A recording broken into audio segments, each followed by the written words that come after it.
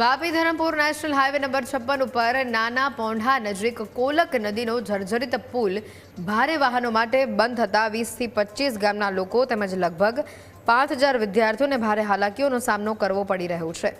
વિદ્યાર્થીઓને શાળાએ જવા માટે 2 કિલોમીટરના બદલે હવે 8 કિલોમીટરનો ચક્કર મારવો પડશે।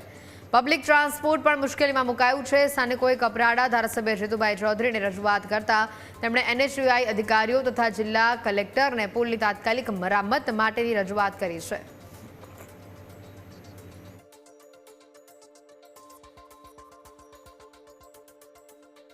નાના નાના કોલક બ્રિજની વાત કરું તો NHI 56 જે વાપીથી ધરમપુર, વાંસદા, વ્યારા અને ઠેઠ સંભાજી સુધી જાય છે।